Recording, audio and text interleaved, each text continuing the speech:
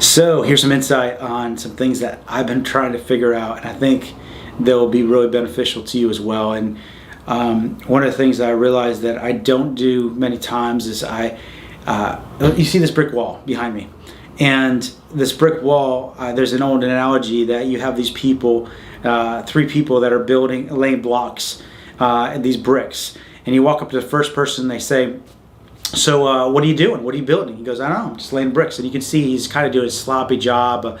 It's like, it's not clean as much, there's just kind of drips from the cement around the block, but he's doing it. You go up to the next one, he's doing a little bit more precision, a little bit better. I said, what are you doing? And they say, I'm building this huge wall. And like, okay, that's awesome. And he goes, yeah, we got this big wall that we're building, and he's got a little bit of a division.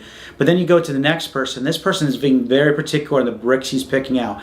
He's very precise in how he's laying them, how much mortar is going between the bricks, and he's being very aware of how things are being shaped at the straight line that's happening. I said, what are you building? And they say, I'm building this big cathedral.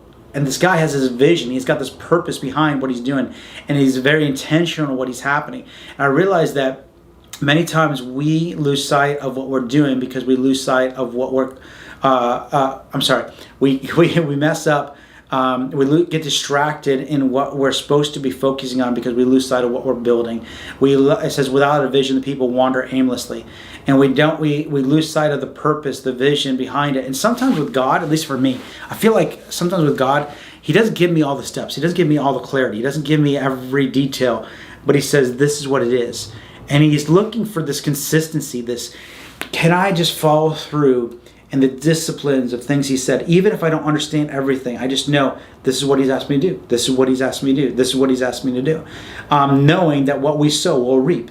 Knowing that He's a faithful God, and what He's spoken to us He'll do.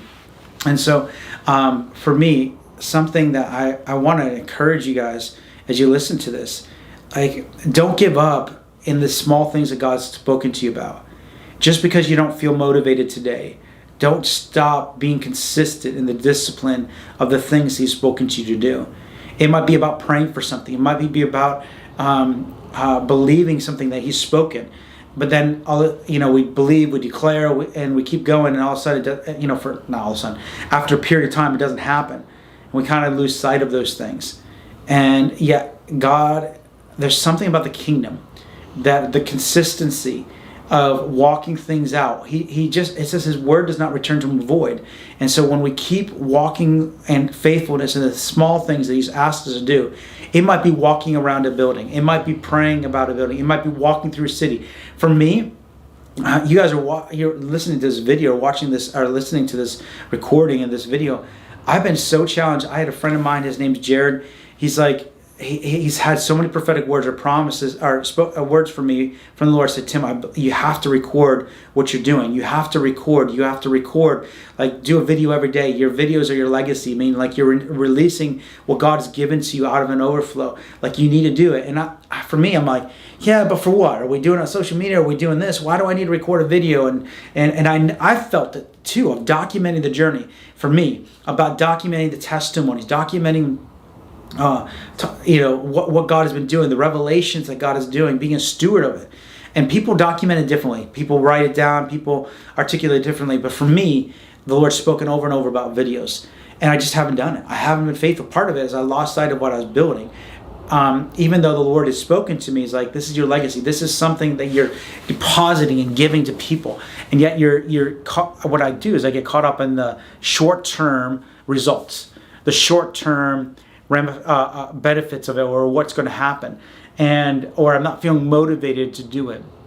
And I was just reminded today about the importance of staying consistent in the things He's spoken to you until He changes the subject, until He changes something. And so I just want to encourage you, maybe there's some things that you have felt prompted to do, and then you didn't see the results, or you didn't see the breakthrough, you didn't see the things happen. But if God's asked you to do it, you have no idea what's happening, because what your obedience in the natural brings incredible spiritual breakthrough. It releases a grace. It releases things and doors opening that we can't do on our own. And so other people are depending on what God has spoken to you to do. Other people, let me say that again, other people are depending upon your obedience, because it will release their breakthrough.